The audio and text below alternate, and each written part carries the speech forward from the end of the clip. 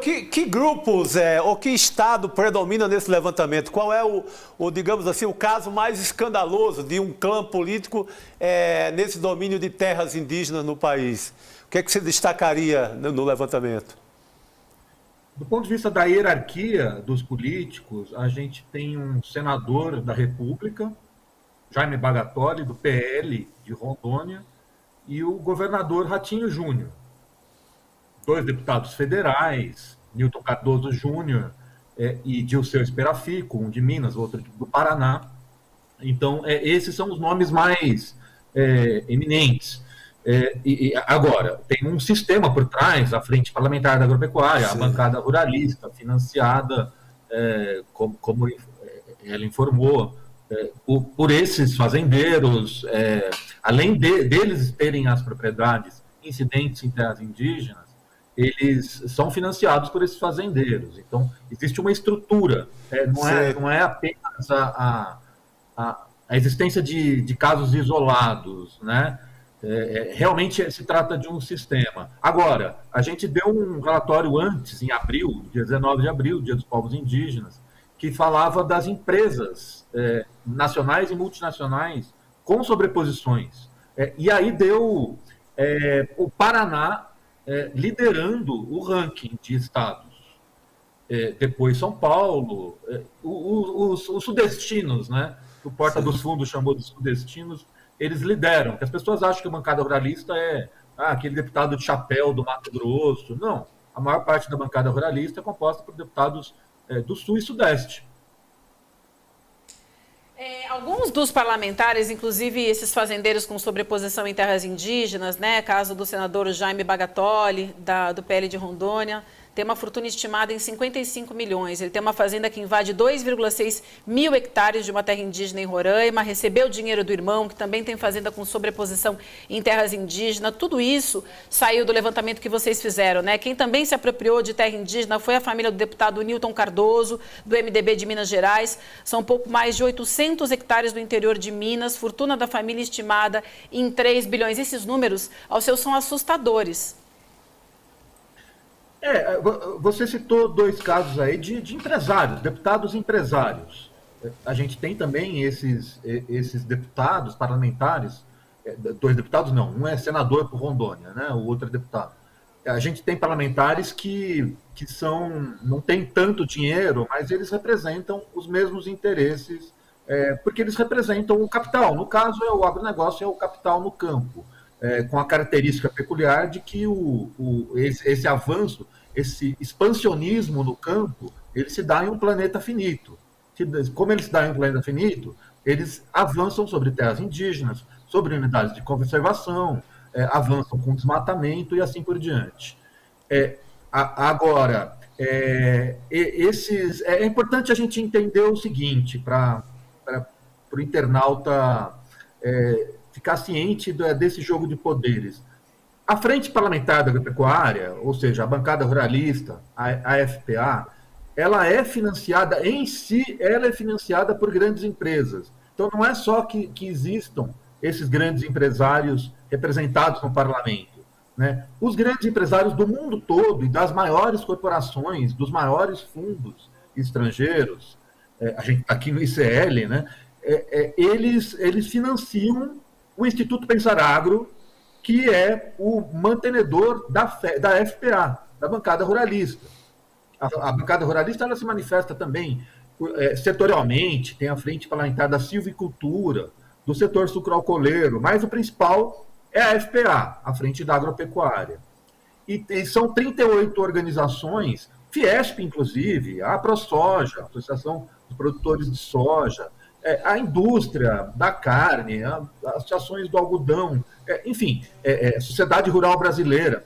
Essas organizações, a gente mostrou no ano passado, no relatório, os financiadores da boiada, que bancam essa bancada que lá atrás era percebida como extrema-direita, e hoje ela é apresentada de um modo mais ameno, né, como se fossem parlamentares, digamos, limpinhos e cheirosos e tal. Não, é a mesma filha da UDR, da União Democrática Ruralista, que nos anos 80 aterrorizava o país. O Brasil foi naturalizando esses senhores e essas senhoras, que agora têm essa característica de serem financiados pela direita liberal. E isso a gente precisa entender para entender por que tem CPI do MST. A CPI do MST é uma aliança entre a extrema-direita bolsonarista e a direita liberal, com o mesmo vilão em comum, ou os mesmos vilões em comum. O MST e demais povos do campo, que eles dizem que esses são os invasores. Aí eles vão lá no Pontal do Paranapanema, aqui no oeste de São Paulo, para humilhar e camponesas, invadir casas. O senhor Ricardo Salles, relator da CPI do MST, o presidente da CPI, o tenente-coronel Zucco, eles foram lá, o Salles foi lá humilhar essas pessoas. Então, a direita liberal e a extrema-direita estão de mãos dadas para evitar que os povos do campo tenham um mínimo de terra a que eles têm direito, a que todo mundo deveria ter direito. Deixa eu trazer, acho que você falou bem sobre a extrema-direita e é muito importante a gente lembrar que esses elos todos acabam levando ao Jair Bolsonaro. Esse levantamento também mostra que o ex-presidente Jair Bolsonaro recebeu mais de 1 milhão em doações de fazendeiros com sobreposição em terras indígenas. Juntos, esses fazendeiros se apropriaram de mais de 60 mil hectares de áreas dos povos originários. Todos os caminhos de quase todos os gestos criminosos do Brasil levam a Jair Bolsonaro. Esse é mais um, né? Isso. Com uma característica, um dado adicional. O presidente Luiz Inácio Lula da Silva não recebeu um centavo de fazendeiros com sobreposição em terras indígenas.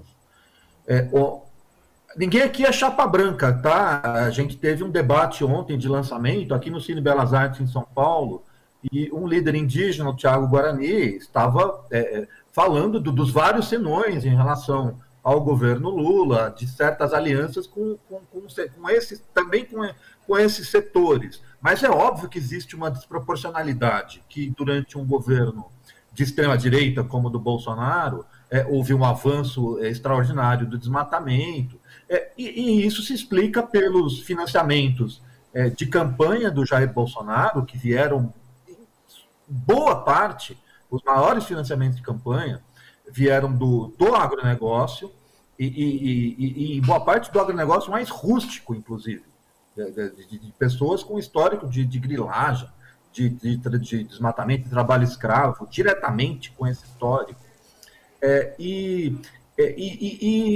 Claro, a gente tem uma CPI do MST com um ex-ministro do Jair Bolsonaro à frente, que é o Ricardo Salles, deputado por São Paulo, pelo PL, novamente o PL. A gente tem um partido, na prática, a gente tem um partido fascista no Brasil, se chama PL, Partido Liberal. Sim. Que foi esse que foi humilhar camponesas em acampamento no Pontal do Paranapanema, e tem ex-ministros do Bolsonaro compondo a frente parlamentar da agropecuária. Ex-ministros e bolsonaristas de um modo geral. Eles engrossaram o caldo da FPA a ponto de hoje essa bancada ruralista, esse principal braço da bancada ruralista, ter 300 deputados. São 300 deputados em 513. É por isso que a gente diz que eles mantêm e derrubam presidentes. Eles foram decisivos para derrubar Dilma Rousseff e para manter o Michel Temer no poder. Isso em votações. Foi constatado por nós em números, número de votos. Então, esse que é o jogo. O Bolsonaro, de fato, ele teve o financiamento desses senhores, mas eu diria que a gente precisa ir além. A gente precisa entender o quanto essa extrema-direita ela se alia com a direita liberal, que quando for necessário, sempre que for necessário, ela descartará a extrema-direita, quando for conveniente. Mas sempre que necessário também, ela voltará a ficar de braços dados.